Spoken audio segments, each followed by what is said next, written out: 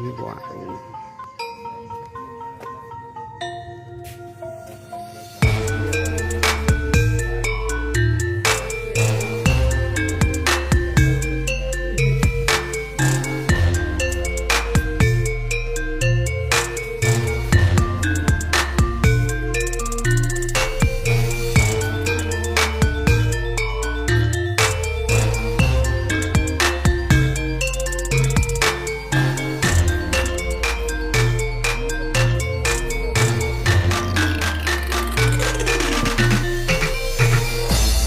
Ini asri sekali sih.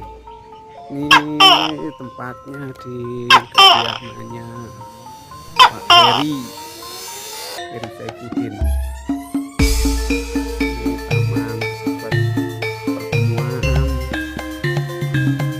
Ada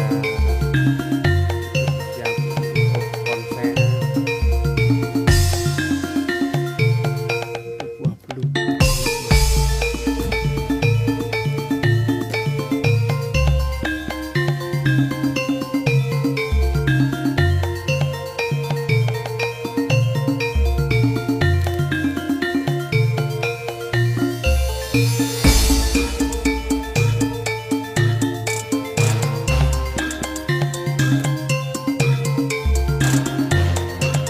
Warahmatullahi wabarakatuh. Waalaikumsalam. Allahumma sholli ala sayyidina Muhammad wa ala sayyidina Muhammad. Terima kasih Bapak-bapak dan ibu-ibu sekalian yang sudah berkesempatan hadir.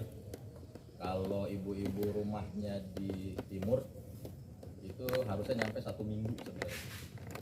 Jadi ibu berangkat Senin nyampe Senin. Kalau rumah di barat kan Sampang ini kan barat Pak. Kalau kita orang timur kita Pak Heri kita hari apa nih? Ya kira-kira kita acara Jumat, oh berarti saya datang hari Minggu. Jadi udah spare 5 hari dulu untuk jalan ke sini. Ya mudah-mudahan ibu-ibu bapak-bapak sekalian yang menuju ke sininya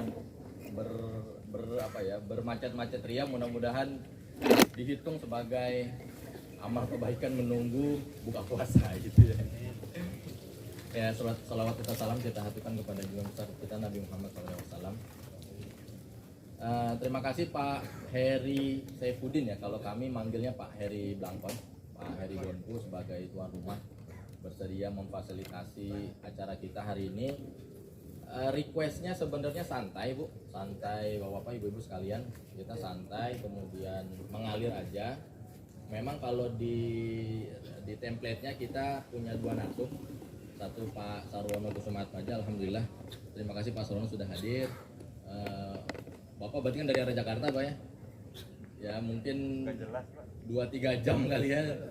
Alhamdulillah sudah sampai. Kalau sering kesini memang kita harusnya punya jalan tikus Bu. Jadi kalau nggak punya jalan itu jangan berharap nyampe on time gitu ya. Yang kedua Pak Nur Mahmudi Ismail, infonya beliau sudah sampai di Parung Bingung. Mungkin kalau budget ya setengah jam.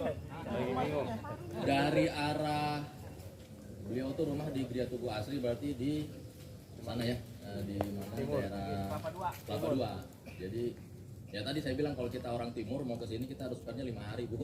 Jadi kalau beliau baru jalan 2 jam kayaknya salah strategi. Walaupun mantan wali kota kan udah nggak dapat patwalnya. Kalau masih dapat patwal bisa nyampe cepat. Ya mungkin itu ya yang bisa saya paparkan di awal. Kita punya 2 narsum, Pak Sarwono alhamdulillah sudah hadir, kemudian Pak Nur Mahmudi sedang dalam perjalanan. Nanti formatnya lebih kepada sharing pengalaman ya. Kalau boleh saya perkenalkan lebih dahulu, Pak Sarwono ini udah berapa jabatan menteri ya Pak? Ini kalau saya boleh nyontek di Wikipedia nih Pak. saya udah siap-siapin bahan nih. Takut kalau ditanya nih narsum kita siapa? Saya punya contekan. Beliau mulai dari zaman Pak Harto sudah jadi Menteri Eksplorasi Kelautan Indonesia ya Pak. Zaman itu. Oh iya 99 sampai 2001. Oh berarti sama Pak Nur sama ya, presidennya sama ya. Cuma bedanya beliau pensiun duluan. Pak Sarwono langsung lanjut. Kemudian beliau juga Menteri Lingkungan Hidup tahun 93 sampai 98. Menteri Negara Pemberdayaan Aparatur Negara 88 sampai 93. Pernah jadi anggota DPD ya Pak Sarwono tahun 2004-2009 Dapil Jakarta. Kemudian pernah DPR RI juga. Wah ini komplit berarti paketnya. Narsum kita paketnya komplit. Jadi menteri pernah, anggota dewan pernah, lagi parpol juga pernah. Iya. Oh nanti berarti tandemnya putih dan kuning kan? Yang satu orang putih, satu orang kuning. Monggo Pak Sarwono, dipersilakan ke depan. Jauh bener.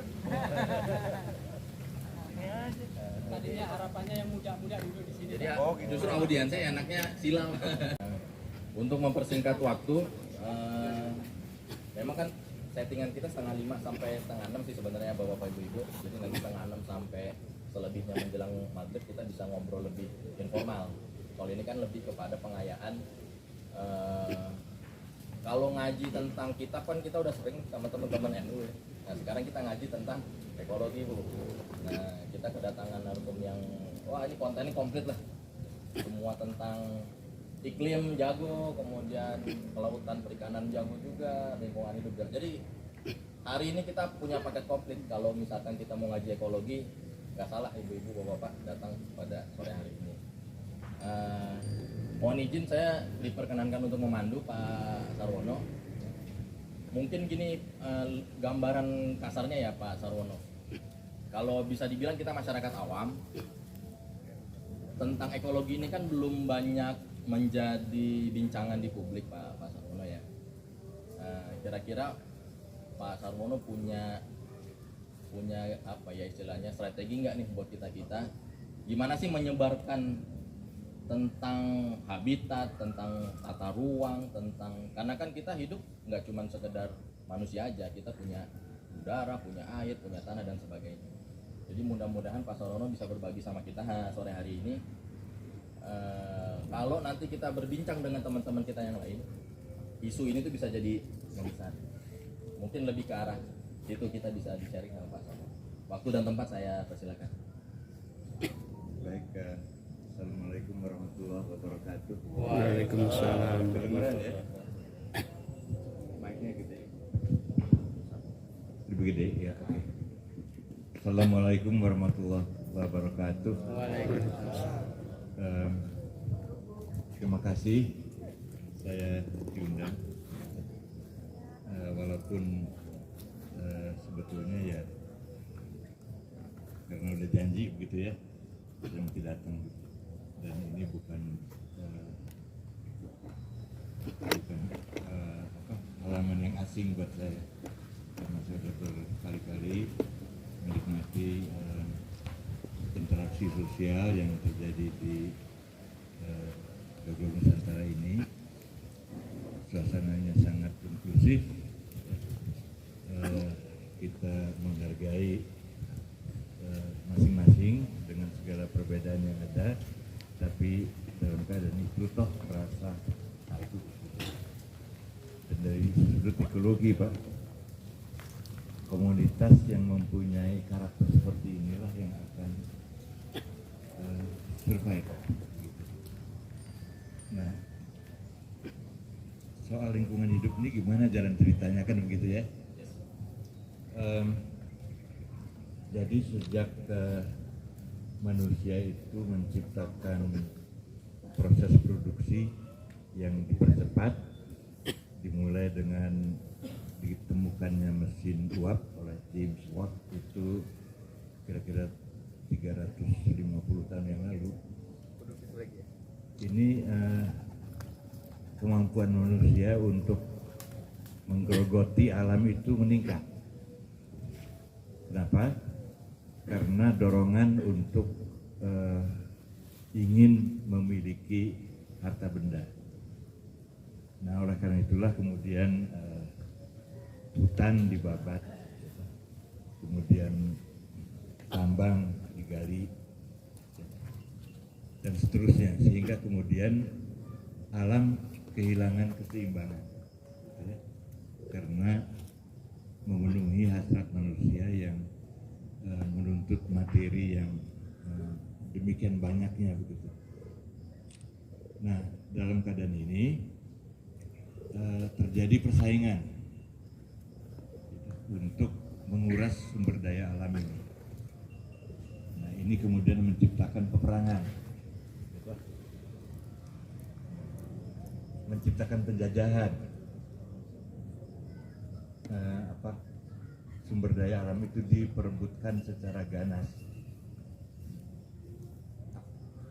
Dan kemudian ini menyebabkan juga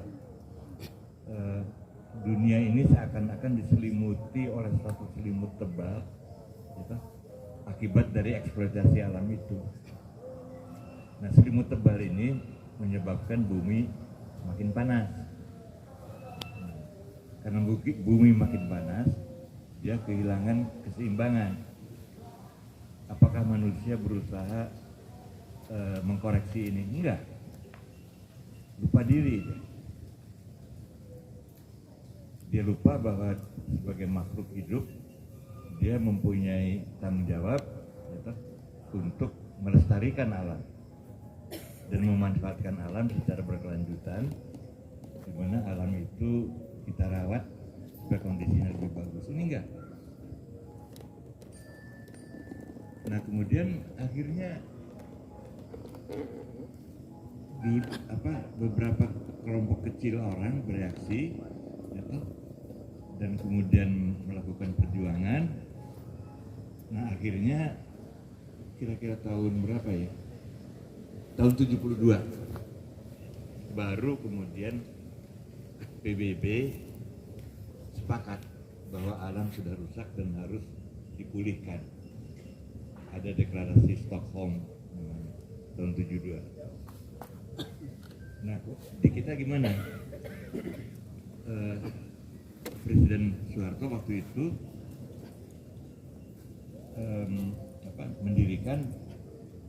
mendirikan suatu panitia persiapan kelembagaan lingkungan hidup tahun 75.